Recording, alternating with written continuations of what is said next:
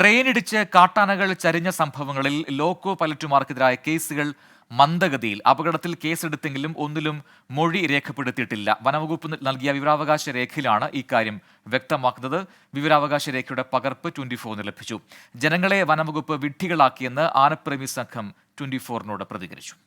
അത് 2018 മുതൽ 2024 വരെ എത്ര ആനകൾ ഈ റെയിൽവേ ട്രാക്കിൽ ട്രെയിൻ ഇടിച്ച് ചെരിഞ്ഞു എന്ന് ചോദിച്ചിരുന്നു. അപ്പോൾ ഈ കാലയളവിൽ 7 ആനകളാണ് ചെരിഞ്ഞിരിക്കുന്നത്.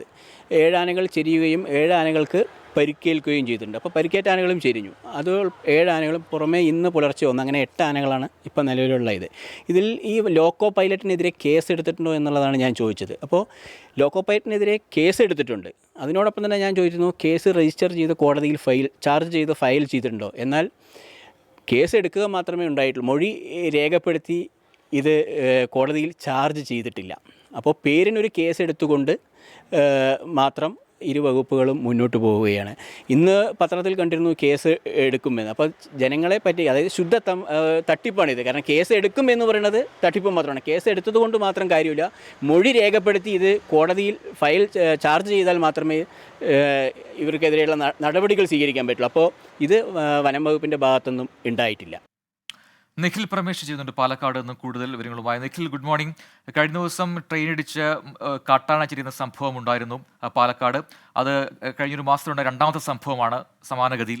അപ്പോൾ എന്താണ് ഇപ്പോൾ ഇതുമായി ബന്ധപ്പെട്ടുകൊണ്ട് ഇത്തരം കേസുകളുടെ ഒരു സ്ഥിതി എന്ന് പരിശോധിക്കുമ്പോഴാണ് അതിൽ കേസുകളെല്ലാം മന്ദഗതിയിലാണെന്നൊരു വാർത്ത വരുന്നത്. വിവരാവകാശ രേഖയിൽ അത് വ്യക്തമാവുന്നുമുണ്ട്. അപ്പോൾ ഇതിലെ ഇടപെടൽ എങ്ങനെ വേണമെന്നാണ് ഇപ്പോൾ ഈ ആനപ്രേമി സംഘം ആവശ്യപ്പെടുന്നത്? അതിന് വിശദാംശങ്ങൾ എന്താ?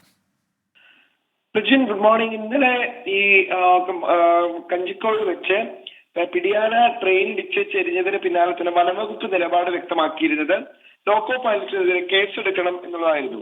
അപ്പോൾ നമ്മൾ കരുതും ഈ വിഷയത്തിൽ വനംവകുപ്പിന്റെ നിലപാട് വളരെ ആത്മാർത്ഥതയുള്ളതാണെന്ന്. എന്നാൽ അത് ഒരിക്കലും അങ്ങനെയല്ല എന്ന് വ്യക്തമാക്കുന്നതാണ് കഴിഞ്ഞ ഏതാനും നാളുകളിലത്തെ കണക്കുകൾ പരിശോധിക്കുമ്പോൾ.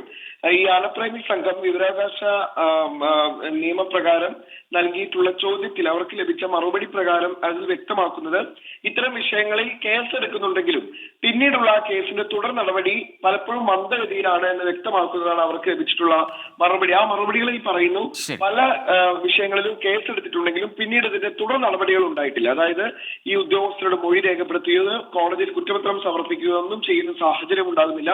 ഇതിനർത്ഥം പ്രതിഷേധങ്ങൾ തണുപ്പിക്കാൻ ആളുകളുടെ പ്രതിഷേധങ്ങൾ തണുപ്പിക്കാൻ വേണ്ടി പേരിന് കേസെടുക്കുന്നു. എന്നാൽ ആ വിഷയങ്ങളിൽ മുന്നോട്ട് പോകാൻ പലപ്പോഴും വനംവകുപ്പ് തയ്യാറാകുന്നില്ല എന്നുള്ളതാണ് ഈ വിവരാവകാശ രേഖയിൽ നിന്ന് വ്യക്തമാകുന്നത്. ശരി, നിശ്ചയമായും ആളുകളെ പറ്റിക്കുകയാണ്, ആ രീതിയിലാണ് വനംവകുപ്പിന്റെ നിലപാടെന്നാണ് ഇപ്പോൾ ആനപ്രേമി സംഘം വിമർശനവുമായി രംഗത്ത് വന്നിരിക്കുന്നത്. നിഖിൽ പ്രമേഷാണ് പാലക്കാട് നിന്ന് വിശദാംശങ്ങൾ നൽകിയത്.